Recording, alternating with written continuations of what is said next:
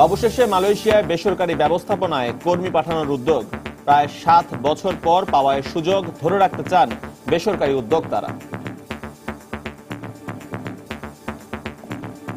প্রতিদিনের অভিজ্ঞতাকে কাজে লাগিয়ে সামনের এই পরিকল্পনাটা করতে হবে। আমরা চাই না যে কোনোদিন বন্ধ হয়ে যায়। আমরা চাচ্ছি 1 লাখ টাকার অধিক নয়, এর মধ্যেই লোকটা যেতে পারবে। কঠোর নজরদারি থাকবে সরকারের। তাদের কি কি রিকোয়ারমেন্ট আছে, বেতনের কি হবে, থাকা খাওয়ার ব্যবস্থা কি হবে, আমাদের দিক থেকে আমরা আমাদের কি কি চাই আমরা বলবো। দেখছিলেন প্রধান শিরোনাম। দুপুরের সময় সঙ্গে রয়েছে আমি এজি মাহমুদ এবং আমি সজল দাস। এবার অন্যান্য শীর্ষ সংবাদ। ভুয়া চিকিৎসক শনাক্ত ও প্রতারণা বন্ধে বানানো হয়েছে ডাক্তারদের ওয়েবসাইট। সুফল পাবেন সাধারণ মানুষ, আশা সংশ্লিষ্টদের। ফিশিং বুট ডুবির ঘটনায় এখনো খুঁজে পাওয়া যায়নি ভোলার 46 জেলেকে। পরিবারের শোকের ছায়া, হাসপাতালে মৃত্যুর সঙ্গে লড়ছেন উদ্ধার হওয়া 6 জন। ঘূর্ণিঝড় পোমেনের ধকল না কাটতেই পণ্য হ্যান্ডলিং এর যন্ত্রপাতি বিকল হয়। বিপর্যয়ে চট্টগ্রাম বন্দরের কার্যক্রম। টানা বর্ষণে কাটছে না কন্টেইনার জট। সরকারের নিষেধাজ্ঞা অমান্য করে এখনো দেশের বিভিন্ন মহাসড়কে চলছে সিএনজি অটোরিকশা সহ 3 চাকার গাড়ি, তবে সংখ্যা আগের চেয়ে কম।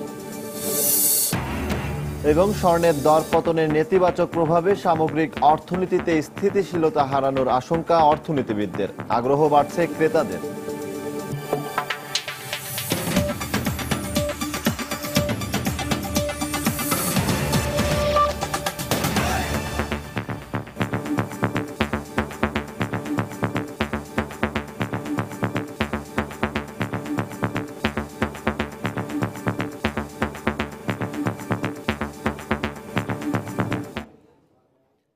মালয়েশিয়ার সরকারি পর্যায়ে জনশক্তি রফতানির সফলতা না আসায় এবার বেসরকারি পর্যায়ে বিজনেস টু বিজনেস বা B2B পদ্ধতিতে কর্মী পাঠানোর উদ্যোগ নিয়েছে সরকার। প্রায় 7 বছর পর মালয়েশিয়ার বাজার খুলে দেওয়ার প্রক্রিয়া চূড়ান্ত করতে আগামী রোববার ঢাকায় আসছে মালয়েশিয়ার একটি প্রতিনিধি দল। এক্ষেত্রে সার্বিক খরচ 1 লাখ টাকার মধ্যেই সীমাবদ্ধ রাখার কথা জানিয়েছেন ব্যক্তি খাতের বিশেষজ্ঞরা। এছাড়া বেসরকারি উদ্যোক্তারা কর্মী পাঠালেও সরকারের কঠোর মনিটরিং থাকবে। বিস্তারিত জানাচ্ছেন প্রসূন আশিস। নানা জটিলতায় প্রায় 4 বছর বন্ধ থাকার পর 2012 সালে সরকারি পর্যায়ে বা G2G পদ্ধতিতে মালয়েশিয়ায় কর্মী পাঠাতে সম্মত হয় দুদেশ। এ প্রক্রিয়ায় অন্তত 10 লাখ কর্মী পাঠানোর লক্ষ্যে সারা দেশ থেকে কর্মী বাছাই করা হলেও মালয়েশিয়া যাওয়ার সুযোগ পেয়েছে মাত্র 7,500 কর্মী। এ প্রক্রিয়া ব্যর্থ হওয়ার পর এবার বিজনেস টু বিজনেস বা B2B পদ্ধতিতে কর্মী পাঠানোর সিদ্ধান্ত নিয়েছে দুদেশ। দীর্ঘ 7 বছর পর জনশক্তি রপ্তানির সুযোগ পাওয়ায় বেসরকারি খাতের উদ্যোক্তারা জানিয়েছেন সকল নিয়ম মেনেই কর্মী পাঠানোর খরচ 1 লাখ টাকার মধ্যে সীমাবদ্ধ রাখবেন তারা। প্রতিদিনের অভিজ্ঞতাকে কাজে লাগিয়ে সামনের এই পরিকল্পনাটা করতে হবে। কারণ আমরা চাই না যে আবার এই মালয়েশিয়া সেক্টরটা খুলেছে এটা যে কোনোদিন বন্ধ হয়ে যায় যে কোনো পক্ষের অনিয়মের জন্য। আউটসোর্সিং এর মাধ্যমে যাতে কোনো রকমের লোক না পাঠায়, ওখানে যদি সরাসরি কোম্পানিগুলি লোক নেয় তাতে গতবার যে ডিসপিউটগুলি হয়েছিল এগুলি হবে না। বাংলাদেশ থেকে স্বল্প পয়সায় যেন লোকটা যেতে পারে। কষ্টটা হয়তো সরকারের যদি 40,000 হয়ে থাকে, আমাদের হাতে 20,000 টাকা বাড়বে। আমাদের কমিটি, আমাদের প্লেন ভাড়া তো সরকার দিচ্ছে, আমরা তো সরকার দিবে না। আমরা চাচ্ছি 1 লাখ টাকার অধিক নয়, এর মধ্যেই লোকটা যেতে পারবে। তবে আবারও জটিলতার আশঙ্কা করে বিশেষজ্ঞরা বলেন সফলভাবে জনশক্তি রপ্তানির ক্ষেত্রে সরকারের শক্তিশালী মনিটরিং দরকার। এটা একজন সেফ মাইগ্রেশন হবে কিনা এটা আমাদের ডাউট আছে। 2004-5-এ মালয়েশিয়ান গভর্নমেন্ট কন্ট্রাক্টগুলো আপনার বিজনেসম্যানদের কাছে ছেড়ে দিয়েছিল এবং যে পরিমাণ লোক দরকার তার থেকে তারা বেশি নিয়েছিল, যার কারণে কি হচ্ছে প্রচুর মাইগ্রেন্ট ওয়ার্কার মালয়েশিয়ার রাস্তায় তারা দিয়ে রাত কাটিয়েছে। কাজেই বিজনেস টু বিজনেস যেখানে আমরা কিছুটা আউটসোর্সিং এর প্রসেসে যে গন্ধটা পাচ্ছি সেইটা যে ওরকম হবে না তারই বা নিশ্চয়তা কি। এদিকে B2B পদ্ধতিতে কর্মী নেওয়ার প্রক্রিয়া ঠিক করতে রোববার মালয়েশিয়ার প্রতিনিধি দলের আসার কথা জানিয়ে প্রবাসী কল্যাণমন্ত্রী বলেন বেসরকারি ব্যবস্থাপনায় কর্মী পাঠানো হলেও প্রতারণা এবং অতিরিক্ত ব্যয় ঠেকাতে সরকার তৎপর রয়েছে। তাদের কি কি রিকোয়ারমেন্ট আছে, কৃষি খামারে, রাবার প্ল্যান্টে বেতনের কি হবে, তাদের চাকরি ইন্স্যুরেন্স কি হবে, থাকা খাওয়ার ব্যবস্থা কি হবে, এগুলো সমস্ত জিনিসগুলো নিয়ে আমরা আলাপ আলোচনা আমাদের দিক থেকে আমরা আমাদের কি কি চাই আমরা বলবো। নতুন বাজার সৃষ্টির পাশাপাশি অভিবাসী বাংলাদেশিদের সেবা দিতে সেদেশের বাংলাদেশি শ্রম শাখাকে শক্তিশালী করা হবে বলেও জানান প্রবাসী কল্যাণমন্ত্রী। আইন সিদ্ধ হয়। প্রসূন আশিস, সময় সংবাদ, ঢাকা। দেশের মানুষের প্রকৃত চিকিৎসা সেবা নিশ্চিত করতে সব নিবন্ধিত চিকিৎসকদের নাম, পরিচয় এবং ছবি সহ বিস্তারিত তথ্য উপাত্ত নিয়ে ওয়েবসাইটে পূর্ণাঙ্গ তালিকা তৈরি করা হয়েছে। চিকিৎসকদের সংগঠন Bangladesh medical and dental council বিএসডিসির পক্ষ থেকে তৈরি করা এই তালিকায় প্রাথমিকভাবে 70,000 চিকিৎসকের পূর্ণাঙ্গ তালিকা প্রকাশ করা হয়। এর মাধ্যমে এখন যে কেউ বিএমডিসির ওয়েবসাইটে গিয়ে সংশ্লিষ্ট চিকিৎসক সম্পর্কে জানতে পারবেন। এতে ভুয়া চিকিৎসক ও ভুল চিকিৎসার মাধ্যমে সাধারণ মানুষকে প্রতারণার প্রবণতা কমবে বলে মনে করছেন সংশ্লিষ্টরা। বিস্তারিত জানাচ্ছেন মৌসুম ইসলাম। এমবিবিএস এবং বিশেষজ্ঞ ডাক্তারদের কাছে চিকিৎসা সেবা নিতে রোগীদের এমন ভিড় প্রতিদিনকার, কিন্তু চিকিৎসার নামে অনেকেই ভুয়া এবং ভুল চিকিৎসকের দ্বারা প্রতারণার শিকার হচ্ছেন। অন্যদিকে ডাক্তারের নামের পাশে দেশি বিদেশি ডিগ্রি সহ এমন সাইনবোর্ড রাস্তার পাশে প্রায় চোখে পড়বে, কিন্তু সাধারণ মানুষকে আকৃষ্ট করতে এসব ডিগ্রির কোনটি আসল আর কোনটি নকল তা বোঝা কঠিন। ইনফরমেশনের গ্যাপ আছে, যে আমি একটা ধরেন রুগী নিয়ে আসলাম, আমি জানি না যে আসলে এই রুগীটাকে কোন ডিপার্টমেন্টে দেখাতে হবে। আমরা সঠিকভাবে জানতে চাইলেও তারা আমাদেরকে সঠিকভাবে তারা বলে না। এই অবস্থায় ভুল চিকিৎসা থেকে সাধারণ মানুষকে বাঁচাতে দেশের নিবন্ধিত ডাক্তারদের নাম, ছবি সহ বিস্তারিত তথ্য উপাত্ত সংযুক্ত করে ওয়েবসাইটে তালিকা প্রকাশ করেছে ডাক্তারদের সংগঠন BMDC. Bangladesh medical and dental council বিএমডিসির হোম পেজে গিয়ে ফাইন্ড রেজিস্টার্ড ডাক্তারে ক্লিক করে নির্দিষ্ট ডাক্তারের রেজিস্ট্রেশন নাম্বার দিয়ে সার্চ দিলেই জানা যাবে তার ডিগ্রি, ছবি, ঠিকানা সহ বিস্তারিত তথ্য। রেজিস্টার্ড চিকিৎসক যারা, একটা ওপেন ওয়েবসাইট যেটা বিএমডিসির, সেখানে নথিভুক্ত থাকবে। আমি যদি একজনের সন্দেহ করি যে এটা ভুয়া চিকিৎসক, আমি ওই রেজিস্ট্রেশন নাম্বারটা যদি আমি ওয়েবসাইটে যেয়ে দেই, তাহলে তো আপনি বুঝে গেলেন যে না, এই লোকটা ভুয়া। এই তালিকার মাধ্যমে ভুয়া চিকিৎসক এবং ভুয়া ডিগ্রিধারীকে সহজেই শাস্তির আওতায় আনা যাবে বলে মনে করেন এই চিকিৎসক নেতা। প্রতি বছর দেশের সরকারি এবং বেসরকারি মেডিকেল কলেজগুলো থেকে যেসব শিক্ষানবিশ ডাক্তাররা এমবিবিএস পাশ করে বের হচ্ছেন এবং বাংলাদেশ মেডিকেল অ্যান্ড ডেন্টাল অ্যাসোসিয়েশনের খাতায় যারা নিবন্ধিত ডাক্তার হিসেবে নাম লেখাচ্ছেন, তাদের নামের তালিকা বিএমডিসির ওয়েবসাইটে প্রতি বছর সংযুক্ত করা হবে। এর মাধ্যমে দেশের সাধারণ জনগণ ভুল চিকিৎসক এবং ভুল চিকিৎসার হাত থেকে মুক্তি পাবে বলে মনে করেন সংশ্লিষ্টরা। মৌসুম ইসলাম, সময় সংবাদ, ঢাকা। চট্টগ্রামের দক্ষিণ সাগর মোহনায় ঝড়ের কবলে পড়ে ফিশিং বোট ডুবির ঘটনায় এখনও উদ্ধার হয়নি ভোলার 46 জেলে। আর জীবিত উদ্ধার হওয়া 6 জেলে আশঙ্কাজনক অবস্থায় হাসপাতালে ভর্তি আছেন। গত 30 জুলাই এই দুর্ঘটনার পর থেকে নিখোঁজ জেলেদের পরিবারে চলছে আহাজারি। এই অবস্থায় ক্ষতিগ্রস্ত পরিবারগুলোকে সরকারি সহায়তার দাবি জনপ্রতিনিধি ও স্থানীয়দের। এদিকে উদ্ধার কাজ অব্যাহত রয়েছে বলে জানিয়েছেন পুলিশ ও উপজেলা প্রশাসন। ভোলা থেকে নাসির উদ্দিন লিটনের তথ্য, উৎপল দেবনাথের ছবি নিয়ে ডেস্ক রিপোর্ট। কে কোনটায় গেছে আমি কিন্তু জানি না, তলা ফাটি গেছে নৌকার। আমাকে সামনে একটা বোট ছিল, অনেক ইশারা দিছি আমার ঘরে একটু উদ্ধার করেন, মানুষটা উদ্ধার করেন। এই বোটে বাঁচতে বাঁচতে বোট চলে গেল, এক মিনিট আমরা চলে গেলাম টানা 3 দিন ঢেউয়ের সাথে লড়াই করে প্রাণে বেঁচে ফেরা জেলেরা জানান সেদিনের দুর্ঘটনার কথা। এদিকে এই দুর্ঘটনায় নিখোঁজ 45 জেলের বাড়ি মনপুরার উত্তর সাকুচিয়া ও চর বোয়ালিয়া গ্রামে চলছে কান্নার রোল। নিখোঁজরা জীবিত আছেন নাকি মৃত, এমন শঙ্কায় এক একটি দিন পার করছে পরিবারগুলো। লাশ হলেও তারা ফিরে পেতে চায় স্বজনকে। যে সময় বোট মার পরে সেই সময় মোবাইল করে বাচ্চার কথা জানতে চাইছিল, বাচ্চার খুব দেখতে ইচ্ছে করছিল। সে আমার একটা বাচ্চা, আমি লই কোন ডালে যামু, আমার কেফু নাই। আমার 2 ভাই ট্রলারে নিখোঁজ, আমরা অনেক খোঁজাখুঁজি করি, তাদেরকে পাই না। তাদের বাচ্চা কাছে একদম ছোট। সরকার কাছে আমাদের আকুল আবেদন যে এই সমস্ত লোক মৃত হইল এদেরকে উদ্ধার করে আমাদের স্বজনদের কাছে, সবাই স্বজনদের কাছে পৌঁছায় দেওয়া আমাদের দাবি।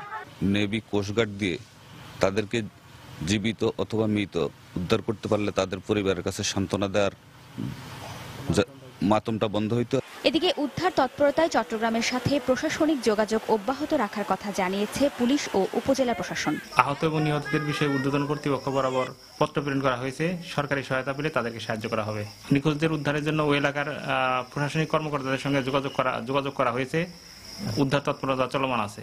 সংশ্লিষ্ট থানা এলাকার পুলিশ সুপার মহোদয়, ওসি, DI1 তাদের রিকোয়েস্ট করি এবং তারা আমার রিকোয়েস্ট অনুযায়ী ওই জেলেদের জীবিত বা মৃত যে অবস্থা হোক নিখোঁজ জেলেদের উদ্ধারের সপ্রান্ত চেষ্টা করে। গত 30 জুলাই চট্টগ্রামের দক্ষিণ সাগর মোহনায় ঝড়ের কবলে পড়ে 53 জন জেলে নিয়ে ডুবে যায় 3টি ফিশিং বোট। এদের মধ্যে এ পর্যন্ত উদ্ধার হওয়া 8 জেলের মধ্যে 2 জন ফিরেছেন লাশ হয়ে, বাকি 6 জন চিকিৎসাধীন আছেন পটুয়াখালী ও মনপুরার বিভিন্ন হাসপাতালে। সময় সংবাদ, ভোলা। ঘূর্ণিঝড় কোমেনের ধকল না কাটতেই পণ্য হ্যান্ডলিং এর যন্ত্রপাতি বিকল হয়ে পড়া চট্টগ্রাম বন্দরের সার্বিক অপারেশনাল কার্যক্রম বিপর্যয়ের মুখে পড়েছে। এতে ব্যাহত হচ্ছে বন্দর থেকে পণ্য ডেলিভারি। অন্যদিকে রপ্তানি পণ্য শিপমেন্টে সমস্যার পাশাপাশি টানা বর্ষণে সৃষ্ট কন্টেইনার জট কাটছে না। আর বহির্নোঙর থেকে জাহাজ সময় মতো জেটিতে ভিড়তে না পারায় লোকসান গুনতে হচ্ছে শিপিং এজেন্ট সহ আমদানি রপ্তানি সংশ্লিষ্টদের। বিস্তারিত জানাচ্ছেন হাজরা শিউলি। ঈদের পর টানা ভারী বৃষ্টিতে বন্দরের পণ্য ওঠানামা ডেলিভারি সহ সার্বিক কার্যক্রম কিছুটা স্থবির হয়ে পড়েছিল। এর ধকল না কাটতেই ঘূর্ণিঝড় কোমেনে একদিন জাহাজ চলাচল ও দুদিন চট্টগ্রাম বন্দরের পণ্য ওঠানামা বন্ধ থাকায় বন্দরের অপারেশনাল কার্যক্রমে বাড়তি চাপ পড়ে। বর্তমানে আবহাওয়া ভালো থাকলেও সাম্প্রতিক বর্ষণে বেশ কিছু যন্ত্রপাতি বিকল হয়ে পড়ায় ইয়ার্ড থেকে পণ্য ডেলিভারি মারাত্মকভাবে বিঘ্নিত হচ্ছে। এতে আমদানিকারকরা যেমন ক্ষতির মুখে পড়েছেন, অন্যদিকে কাঁচামালের অভাবে উৎপাদন ব্যাহত হচ্ছে শিল্প কারখানায়। আইসিডি মাল কন্টেইনার নিয়ে এসে এখনো আপনার সারাদিন সে পোর্টের গেটে বসে থাকতেছে, পোর্ট লিফট করে দিতে পারতেছে না জাহাজের কাছে, কারণ তার যন্ত্রপাতি খারাপ। অনেক ক্ষেত্রেই দেখা যাচ্ছে সঠিক সময়ে পণ্য না যাওয়ার কারণে শিল্প কারখানাগুলি তাদের প্রোডাকশন ব্যাহত হচ্ছে। অন্যদিকে জাহাজ জেটিতে ভিড়তে অনেক দেরি হওয়ায় শিপিং এজেন্টদের লোকসানের পাশাপাশি অনেক ক্ষেত্রে রপ্তানি পণ্য শিপ মিস করছে। কন্টেইনার হ্যান্ডলিং ইকুইপমেন্টগুলোকে তাড়াতাড়ি যদি তারা ব্যবস্থা করতে না পারে তাহলে কিন্তু উন্নতির সম্ভাবনা সুদূর পড়া হতো। এবং এই রাস্তা একটাই আছে, সেটা হচ্ছে যদি প্রাইভেট ইকুইপমেন্ট আপাতত ব্যবস্থা করা যায়। ডেলিভারি সমস্যা এবং জাহাজ জটের জন্য কোমেন ও টানা বৃষ্টিকে দায়ী করে বন্দরের কর্মকর্তার দাবি কয়েকদিনের মধ্যে পরিস্থিতি স্বাভাবিক হবে। ডেলিভারি অনেক বাড়িয়েছে এবং আমরা 2-3 দিনের মধ্যে আমরা ভাবছি যে খুবই স্বাভাবিক অবস্থা বিরাজ করবে এবং খালি কন্টেনারগুলো শিপিং এজেন্ট অবডকে চলে গেলে আমাদের স্বাভাবিক অবস্থা বিরাজ করবে। এদিকে আইসিডি গামী খালি কন্টেনারের জট কমাতে বৃহস্পতিবার থেকে 4 গুণ বেশি মাসুল আরোপ করছে বন্দর কর্তৃপক্ষ। হাজারে শিউলি, সময় সংবাদ, চট্টগ্রাম। সরকারি নিষেধাজ্ঞা অমান্য করে এখনো দেশের বিভিন্ন মহাসড়কে চলছে সিএনজি অটোরিকশা সহ 3 চাকার ধীর গতির যান। নিষেধাজ্ঞা জারির পর প্রথম কয়েকদিন পুলিশের তৎপরতা দেখা গেল, এখন শিথিল হয়ে পড়েছে এই তৎপরতা। আর এই সুযোগেই আবারও মহাসড়কে বাড়ছে 3 চাকার যানবাহনের সংখ্যা। আমাদের ব্যুরো রিপোর্টার ও জেলা প্রতিনিধিদের পাঠানো তথ্য ছবি নিয়ে ডেস্ক রিপোর্ট।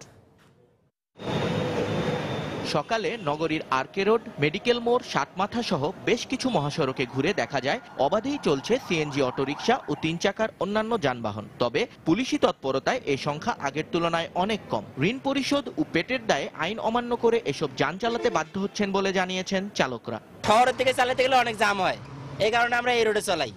এর মধ্যে আমাদের প্রশাসনে চালাতে দিতেছি না। সরকার যে আইন করে দিচ্ছে হাই রোডে গাড়ি চালানো নিষিদ্ধ, এখন ওই সিস্টেম যদি মানতে যায় তাহলে তো বহু বাচ্চা না খায় মরবে। অনেকটা বিনা বাধায় ঢাকা বরিশাল মহাসড়কে চলছে 3 চাকার যানবাহন। এদিকে 3 চাকার যান চলাচল বন্ধ না হওয়ায় মহাসড়কে বাস চলাচলে সমস্যা হচ্ছে বলে জানিয়েছেন বাস চালকরা। 3 চাকা না চললে ভালো হয়, কারণ চললে ওরা নিয়ম কারণ ঠিকরকম করে চালায় না, অযথা মানে অনিয়মে এই যে পার্কিং করে আমাকে অনেক সমস্যা হয় এবং দুর্ঘটনা অনেক বাড়তি হয়।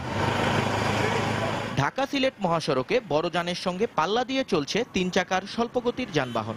অনেক জায়গায় দ্রুতগতির যানবাহনের চেয়ে অটোরিকশাই বেশি। সরকারি এই নিষেধাজ্ঞাকে অযৌক্তিক দাবি করে জীবিকার তাগিদেই মহাসড়কে যান চালাতে বাধ্য হচ্ছেন বলে জানিয়েছেন চালকরা। 3 চাকার যান চলাচল বন্ধে ঢাকা ময়মনসিংহ মহাসড়কের কোথাও প্রশাসন বা আইন শৃঙ্খলা রক্ষাকারী বাহিনীর তৎপরতা দেখা যায়নি। তাই বাধাহীনভাবেই চলছে অটোরিকশা সহ 3 চাকার অন্যান্য যান। আমাদের বিকল্প রাস্তা করে দাও, আমরা হাই রোডে আমরা রাস্তা গাড়ি চালাবো না। বিকল্প রাস্তা বের করে এগুলি অন্ততপক্ষে রাখুক, তাহলে সবার জন্য সুবিধা হবে। এছাড়া রাজশাহী ও গাজীপুরেও সরকারি নির্দেশ অমান্য করেই চলছে 3 চাকার যানবাহন। নিয়ন মোহাইমেন, সময় সংবাদ। দেশের 22টি মহাসড়কে সিএনজি চালিত অটোরিকশা সহ 3 চাকার ধীর গতির যান চলাচল নিষিদ্ধ করেছে সরকার।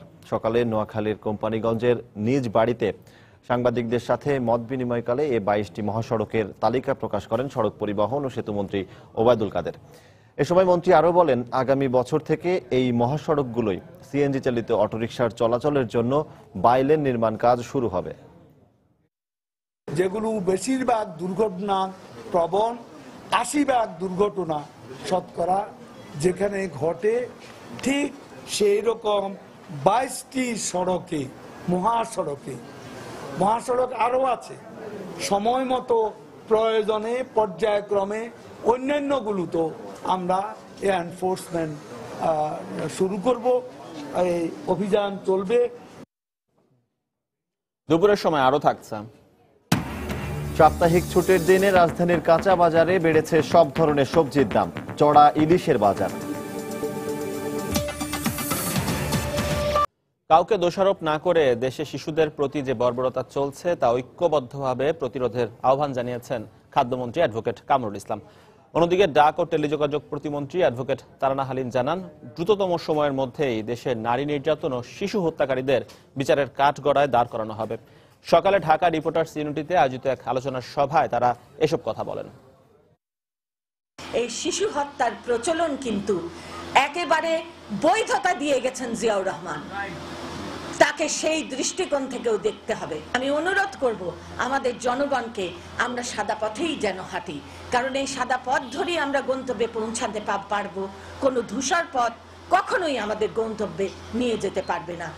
আজকে বাংলাদেশে যে পৈশাচিক বর্বরতা আমরা লক্ষ্য করছি, শিশু হত্যা, নারী নির্যাতন, যে ঘটনাগুলো আমরা দেখছি, সরকার কিন্তু এ ব্যাপারে অত্যন্ত বলিষ্ঠ পদক্ষেপ নেবে, এতে কোনো সন্দেহ নেই। বিশ্বজিৎ হত্যার ঘটনা যেভাবে সবার মনে একটা প্রতিক্রিয়া সৃষ্টি হয়েছিল, সবার মনে ঘৃণার উদ্বেগ হয়েছিল, আমরা সেই বিচারটা দ্রুততম সময়ের মধ্যে শেষ করেছি। 8 জনের ফাঁসি হয়েছে। ফরমাইশি তদন্ত করি নাই, ফরমাইশি বিচারও করতে যাই নাই। যে ঘটনাগুলো ঘটছে আমি স্পষ্ট বলতে চাই, সেগুলো দ্রুততম সময়ের মধ্যেই এই অপরাধীদের আমরা বিচারের কাঠগড়ায় দাঁড় করাবো এবং বিচার হবে। এর বিরুদ্ধে অহেতুক কাউকে দোষারোপ না করে, সরকারকে দোষারোপ না করে, এই বর্বরতার বিরুদ্ধে আমাদের ঐক্যবদ্ধভাবে আমাদের ঘৃণা এবং প্রতিরোধ করতে হবে। মিয়ানমারের বন্যা কবলিত মানুষের জন্য বাংলাদেশ সরকার জরুরি চিকিৎসা সামগ্রী পাঠিয়েছে। এই উপলক্ষে সকালে রাজধানীর তেজগাঁওয়ে স্বাস্থ্য মন্ত্রণালয়ের কেন্দ্রীয় ঔষধাগার থেকে প্রায় 1 টনের বেশি জরুরি ঔষধ ও চিকিৎসা সামগ্রী পাঠানোর ব্যবস্থা করা হয়েছে। এ সময় প্রধানমন্ত্রীর মুখ্য সচিব আবুল কালাম আজাদ, পররাষ্ট্র মন্ত্রণালয়ের সচিব রিয়ার অ্যাডমিরাল খুরশেদ আলম সহ প্রধানমন্ত্রীর কার্যালয় ও স্বাস্থ্য মন্ত্রণালয়ের উচ্চপদস্থ কর্মকর্তারা উপস্থিত ছিলেন।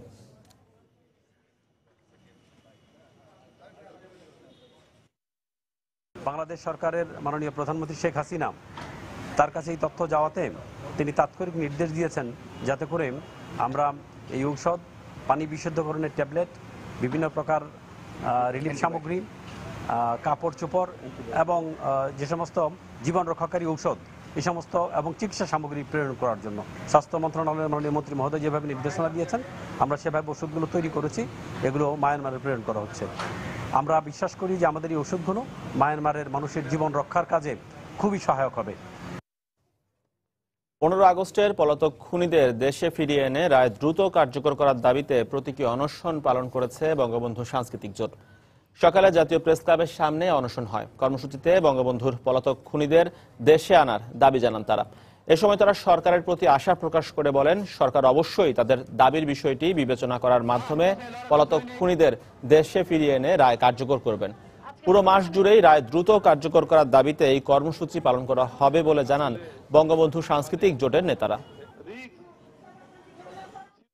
আমাদের যে চাওয়া ছিল যে বঙ্গবন্ধুর হত্যার বিচার যেন সুষ্ঠুভাবে এবং সঠিক হয়, তো মনে করি সেটা হয়েছে, এবং সেটা হয়েছে একটি মাত্র কারণে, সেটা হলো যে এই বর্তমান সরকারই তখন সরকারে ছিলেন, কিছু আসামি যারা পালিয়ে আছে তাদের দেশে এনে বিচার কার্যকর করা।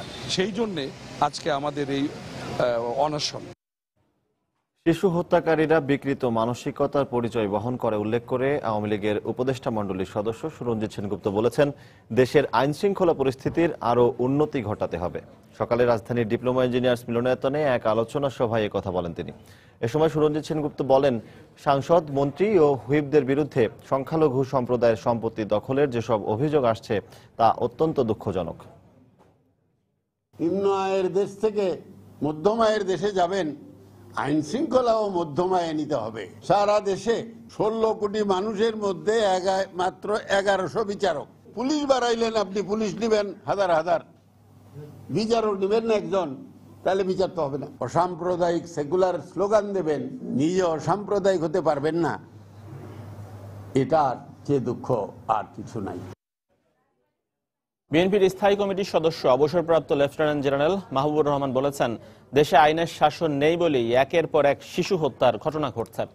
দুপুরে জাতীয় প্রেস ক্লাবে দলের যুগ্ম মহাসচিব আমানুল্লাহ আমানের মুক্তির দাবিতে ঢাকা জেলা ছাত্রদল আয়োজিত প্রতিবাদ সমাবেশে এ মন্তব্য করেন তিনি।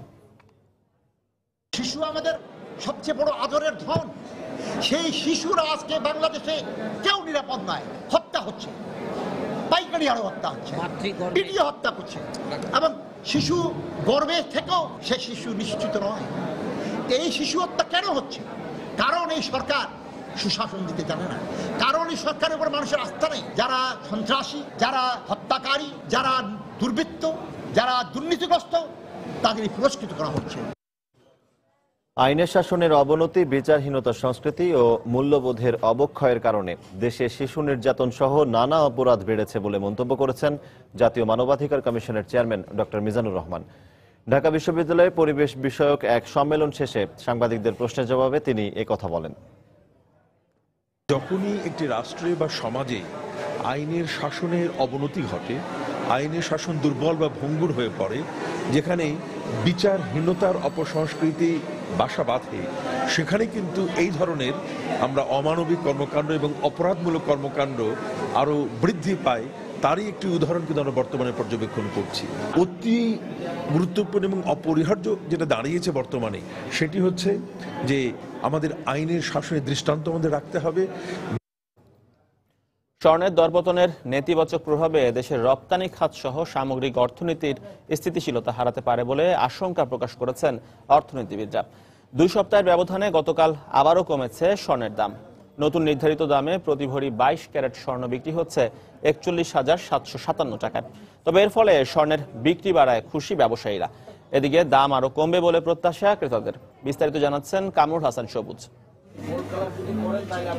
কোন দেশের রিজার্ভ কিংবা অলংকার হিসেবে মূল্যবান ধাতুর মধ্যে বরাবরই স্বর্ণের চাহিদা শীর্ষে। এই স্বর্ণের দাম 2002 সালের ফেব্রুয়ারিতে প্রতি ভরি যেখানে ছিল সর্বোচ্চ 7,000 টাকা, 10 বছরের ব্যবধানে 2012 সালের শেষ প্রান্তিকে এসে তা দাঁড়ায় 62,652 টাকায়।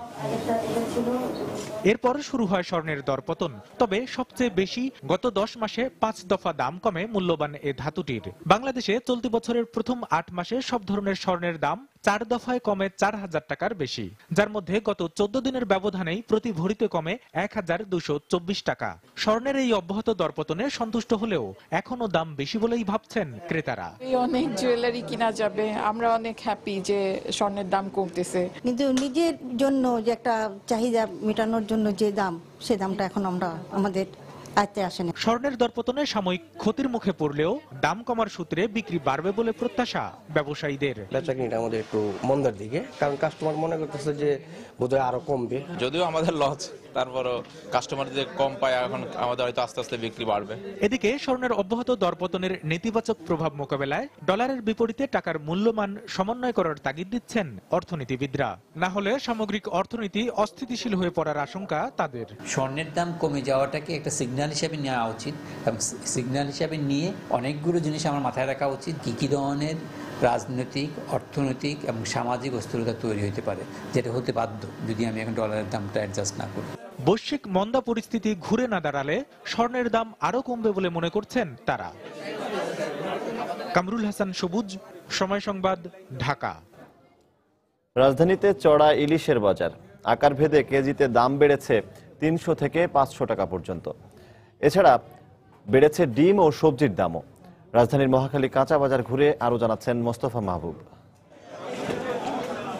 ভরা বর্ষার প্রভাব পড়েছে রাজধানীর মাছের বাজারে। এর ওপর মাসের প্রথম শুক্রবার হওয়ায় বিক্রেতারা বলছেন মাছের বাজার কিছুটা চড়া। ইলিশের সরবরাহ কম থাকায় বাজার অনেকটাই ইলিশ শূন্য। বিক্রেতারা জানালেন গেল সপ্তাহের তুলনায় আকার ভেদে দাম বেড়েছে 300 থেকে 500 টাকা। একটু চড়া, কারণ বন্যা তো পানিতে সবকিছু ডুবে রয়েছে। যে এইসব এলাকায় মাছটা হয়, ওইসব এলাকায় পানিটা বেশি। ইলিশ অ্যাভেলেবেল না, যার কারণে ওনারা একটু বেশি চাচ্ছে, বেশি নিল। ইলিশ মাছ দাম তো ভাই এগোতে পড়তে হয়তো এগোতে আনি না ভাই। ইলিশ মাছ গত সপ্তাহ থেকে প্রায় বড় মাছের 400-500 টাকা কেজিতে বেশি। এদিকে ইলিশ না থাকার সুযোগে জাটকা বিক্রি হচ্ছে 500 টাকা কেজিতে। কেজিতে আপনার 6টা 7টা 6টা 7টা 5টা এরকম। হ্যাঁ, বাজারে সবজির দামও বেশ চড়া বলে অভিযোগ ক্রেতাদের। বিক্রেতারা জানালেন গেল কয়েক সপ্তাহের বৃষ্টির কারণে বাজারে সরবরাহ কম, আর তাই প্রভাব পড়েছে দামেও। পটল কিনলাম 60 টাকা কেজি নিল, বেগুন কিনলাম 60 টাকা কেজি নিল। দৈনন্দিন দামটা আপনার ভেরিয়েশন হচ্ছে, কখনো স্থির থাকতেছে না। মালের চাহিদা কম তো, মাল কম তো, বৃষ্টির দিনে এখন বর্ষাকাল তো হাতিতে দেওয়া যায় না এমন অবস্থা। এখন প্রতিটা বাজারে, আমি আরেকটা বাজার থেকে আসছি মাত্র, সব একই অবস্থা। এদিকে এখনো চড়া ডিমের দাম। বাজারে ফার্মের মুরগির ডিম বিক্রি হচ্ছে প্রতি হালি 36 টাকায়। দেশি ডিম হলো 150 টাকা ডজন, আর হাঁস হলো 135। আর্থিক দিক দিয়ে যারা সচ্ছলতা তারা অসুবিধা ভোগ করে না, বাট যারা নিম্ন শ্রেণী তাদের জন্য খুবই কষ্টকর হয়ে দাঁড়ায় এই বাজারঘাট। তবে আগের দামেই বিক্রি হচ্ছে ব্রয়লার মুরগি। গত শুক্রবার ছিল 160 টাকা, এই শুক্রবারই সেম দামই বিক্রি করতেছি। এছাড়াও এই বাজারে গরুর মাংস 380 এবং খাসির মাংস 550 টাকায় বিক্রি হচ্ছে।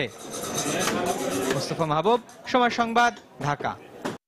রাষ্ট্রপতি মোহাম্মদ আব্দুল হামিদ 7 দিনের সফরে হযরত শাহজালাল আন্তর্জাতিক বিমানবন্দর থেকে ভিয়েতনামের উদ্দেশ্যে রওনা হয়েছেন। সকাল 11:35 রাষ্ট্রপতি ও তার স্ত্রী রাশেদা খানম সফর সঙ্গীদের নিয়ে বাংলাদেশ বিমানের একটি বিশেষ বিমানে ভিয়েতনামের উদ্দেশ্যে রওনা হন। তাকে বিমানবন্দরে বিদায় জানান মন্ত্রিপরিষদের সিনিয়র নেতৃবৃন্দ, বাংলাদেশে নিযুক্ত ব্রিটিশ হাইকমিশনার, 3 বাহিনীর প্রধান এবং বিভিন্ন মন্ত্রণালয়ের ঊর্ধ্বতন কর্মকর্তারা। রাষ্ট্রপতি আব্দুল হামিদ ভিয়েতনামের প্রেসিডেন্ট ও প্রধানমন্ত্রীর সঙ্গে আগামী 10 আগস্ট বৈঠক করবেন। ভিয়েতনামের পার্লামেন্ট পরিদর্শন করবেন রাষ্ট্রপতি আব্দুল হামিদ। তিনি আগামী 13 আগস্ট ভিয়েতনাম সফর শেষে দেশে ফিরবেন বলে জানা গেছে।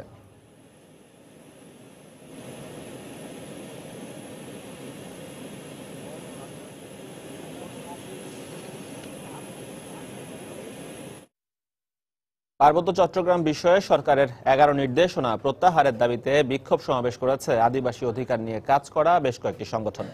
সকালে রাজধানীতে জাতীয় প্রেস ক্লাবের সামনে বিক্ষোভ কর্মসূচি পালিত হয়। কর্মসূচিতে স্বরাষ্ট্র মন্ত্রণালয়ে দেয়া নির্দেশনাকে পার্বত্য চট্টগ্রামের আদিবাসী নিপীড়নের হাতিয়ার হিসেবে উল্লেখ করেন বক্তারা। এই নির্দেশনার ফলে আদিবাসী নির্যাতন আরো বাড়বে বলেও আশঙ্কা করেন তারা।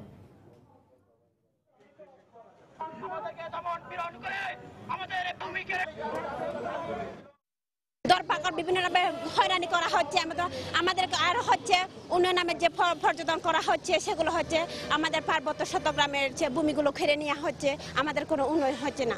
11 দফার মধ্যে ক্ষমতা দেওয়া হয় তাহলে সেখানে সেনাবাহিনী একক আধিপত্য তারা কায়েম করবে এবং এই রাষ্ট্র এক ধরনের সেখানে একদিকে দুঃশাসন আরো ফাঁকাভুক্ত হবে আমরা মনে করি।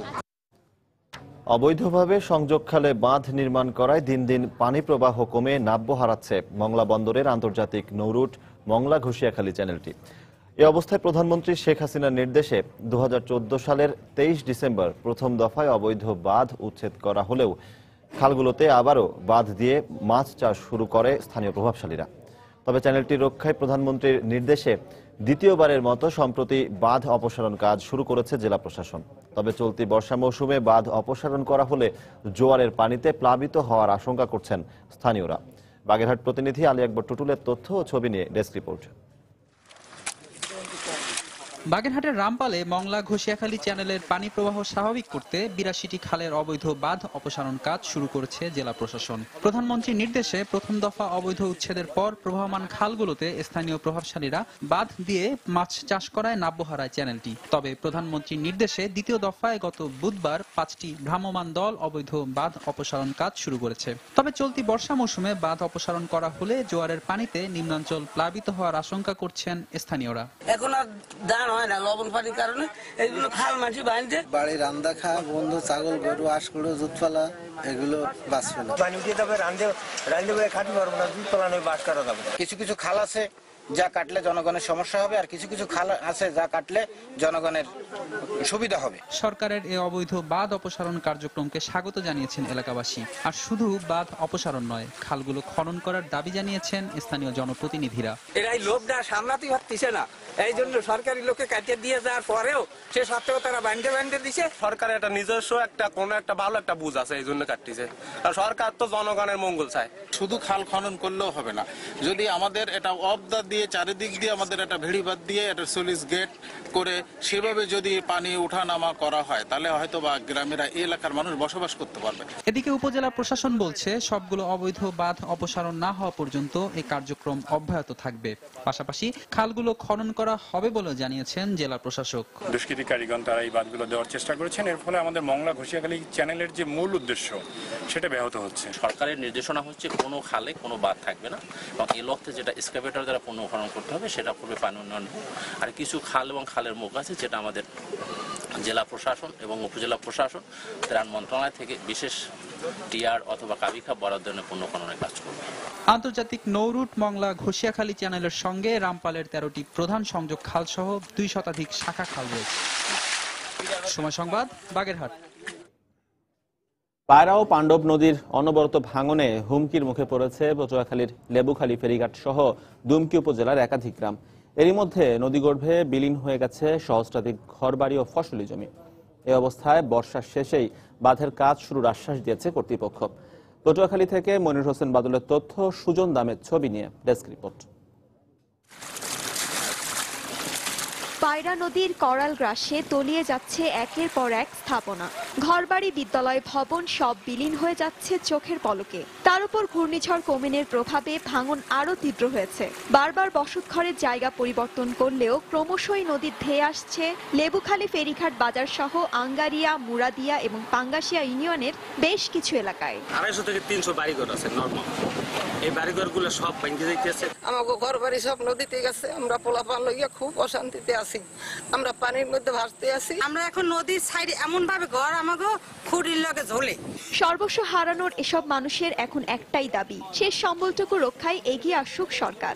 কোন রকম একটা নদীর সাইডে আছি, যদি ওইটুকু এই বেড়িবাঁধ না দেন তাহলে কোন রকম টেকবো না। নদী ভাঙনগুলোর থেকে রক্ষা করার একমাত্র উদ্দেশ্য লেবুখালী নদীর পাইলিন এবং ভেড়িবাঁধ। শত শত একর জমি ভেঙে নদী বিলীন হয়ে যাচ্ছে। আমাদের এই ভাঙনকে রোধ করবে পানি উন্নয়ন বোর্ডকে এগিয়ে আসা উচিত।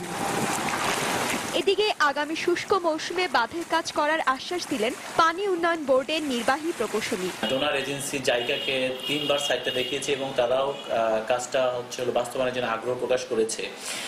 তো প্রকল্পটা গৃহীত হলে চলতি বছরের শুকনো মৌসুমে আমরা স্থায়ী 900 মিটার দৈর্ঘ্য স্থায়ী তীরবিদ্যুতের কাজ বাস্তবায়ন করতে পারবো। পটুয়াখালীর বুক চিরে বয়ে চলা পায়রা ও পাণ্ডব নদীর স্রোতে গত কয়েকদিনে দুমকি উপজেলার অন্তত 8টি গ্রাম বিলীন হয়ে গেছে। এখনো হুমকির মুখে আছে আরো বেশ কটি গ্রাম। সময় সংবাদ, পটুয়াখালী। চাঁদপুরের মেঘনা নদীতে এমভি টিপু 4 নামের একটি যাত্রীবাহী লঞ্চ থেকে 21 লাখ মিটার নিষিদ্ধ কারেন্ট জাল জব্দ করে আগুনে পুড়িয়েছে কোস্টগার্ড। কোস্টগার্ড জানায়, ভোরে মেঘনা নদীর চৌধুরীঘাট এলাকায় রাজধানী সদরঘাট থেকে ছেড়ে আসা দক্ষিণাঞ্চলগামী এমভি টিপু 4 নামে যাত্রীবাহী লঞ্চে অভিযান চালায় কোস্টগার্ড। এ সময় 4,12,50,000 টাকা মূল্যের 21 লাখ মিটার নিষিদ্ধ কারেন্ট জাল জব্দ করা হয়। পরে অবৈধ এসব কারেন্ট জাল আগুনে পুড়িয়ে দেওয়া হয়। তবে এ ঘটনায় কাউকে আটক করতে পারেনি কোস্টগার্ড। 21 লক্ষ মিটার জাল ধরা হয়েছে, যার মূল্য প্রায় 4,12,00,000 টাকা। তো এক্ষেত্রে কাউকে করা হয়নি, বন্দি করা হয়নি বা কোনো হদিস পাওয়া যায়নি। জব্দকৃত জাল ফিশারিজ অফিসারের উপস্থিতিতে আগুন ধরে পুড়িয়ে ধ্বংস করা হয়েছে।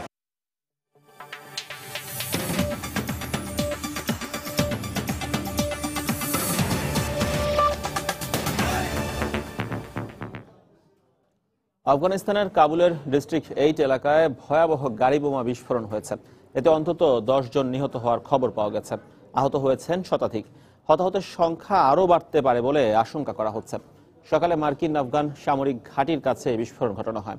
এর আগে বৃহস্পতিবার আফগানিস্তানের কান্দাহারে 2টি পুলিশ স্টেশনে হামলা চালায় আত্মঘাতী হামলাকারীরা। এতে 3 পুলিশ সদস্য নিহত এবং 2 জন আহত হয়। নিরাপত্তা বাহিনী জানায়, এই হামলার সঙ্গে জড়িত 5 তালেবান জঙ্গিও নিহত হয়েছে। এদিকে কাবুল প্রদেশে গুলি করে একটি সামরিক হেলিকপ্টার বিধ্বস্ত করার দাবি করেছে তালেবানরা। এতে হেলিকপ্টারে থাকা 17 জন সামরিক সদস্য নিহত হয়।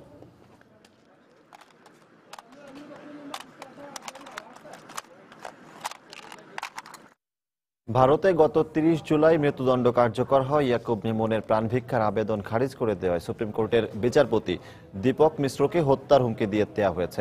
আজ তাকে লেখা অজ্ঞাতনামা এক চিঠিতে এই হুমকি দেওয়া হয় বলে জানায় এনডিটিভি। এই হুমকির পরপরই দীপক মিশ্রের বাড়ি ও তার কার্যালয়ে জোরদার করা হয়েছে নিরাপত্তা। গত সপ্তাহে ইয়াকুব মেমনের মৃত্যুদণ্ড ঠেকাতে একাধিকবার সুপ্রিম কোর্টে শরণাপন্ন হয়ে ব্যর্থ হয় মেমনের আইনজীবীরা। পরে ফাঁসি কার্যকর 14 দিন বিলম্বিত করার আবেদন জানান তারা, কিন্তু 30 জুলাই ভোরে ফাঁসি পেছানোর শেষ আবেদনও খারিজ করে দেন বিচারপতি দীপক মিশ্রের নেতৃত্বে গঠিত 3 সদস্যের বেঞ্চ। ওই দিনই কঠোর নিরাপত্তার মধ্যে মহারাষ্ট্রের নাগপুর কারাগারে স্থানীয় সময় সকাল 7টার দিকে মেমনের ফাঁসি কার্যকর করা হয়।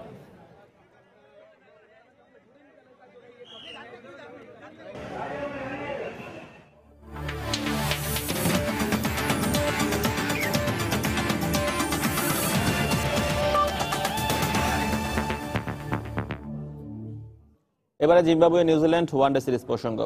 সিরিজ নির্ধারণী ম্যাচে শেষ ও তৃতীয় ওয়ানডেতে জিম্বাবুয়ের বিপক্ষে টস হেরে ব্যাট করছে নিউজিল্যান্ড। শেষ খবর পাওয়া পর্যন্ত কিউইদের সংগ্রহ 2 উইকেটে 121 রান। এর আগে 1-1 সমতায় ছিল সিরিজ। হারারের স্পোর্টস ক্লাব মাঠে জিম্বাবুয়ের বিপক্ষে টস হেরে শুরুতে ব্যাটিংয়ে নামে নিউজিল্যান্ড। তবে এদিন শুরুটা ভালো ইঙ্গিত দিলেও দলীয় 44 রানেই দ্বিতীয় ওয়ানডের সেঞ্চুরিয়ার টম লাথামকে হারায় কিউইরা। ব্যক্তিগত 16 রান করে নায়ম্বুর বলে ক্রেমারের ক্যাচে ধরা পড়েন লাথাম। এরপর কেন উইলিয়ামসনকে সাথে নিয়ে বেশ ভালোভাবেই এগিয়ে যাচ্ছিলেন মার্টিন গাপটিল। তবে আগের ওয়ানডের এই সেঞ্চুরিয়ানও বেশিক্ষণ টিকে থাকতে পারেননি পিচে। ব্যক্তিগত 42 রান করে দলীয় 100 রানে গাপটিল সাজ ঘরে ফেরার পর মাঠে নামেন কলিন মুনরো।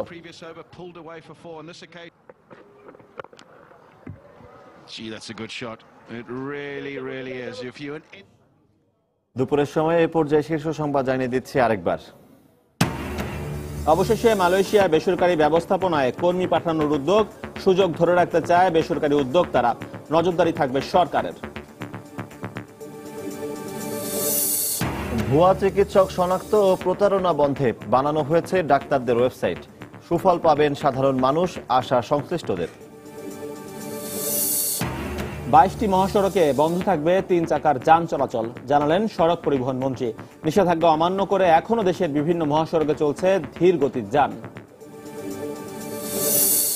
ফিশিং বোট ডুবির ঘটনায় এখনো খুঁজে পাওয়া যায়নি ভোলার 46 জেলেকে। পরিবারের শোকের ছায়া। হাসপাতালে মৃত্যুর সঙ্গে লড়ছেন উদ্ধার হওয়া 6 জন। এবং স্বর্ণের দরপতনের নেতিবাচক প্রভাবে সামগ্রিক অর্থনীতিতে স্থিতিশীলতা হারানোর আশঙ্কা অর্থনীতিবিদদের। আগ্রহ বাড়ছে ক্রেতাদের। এই ছিল দুপুরের সময়। যে কোনো খবর পেতে ভিজিট করুন সময় নিউজ.টিভি। সঙ্গে থাকুন সময়ের।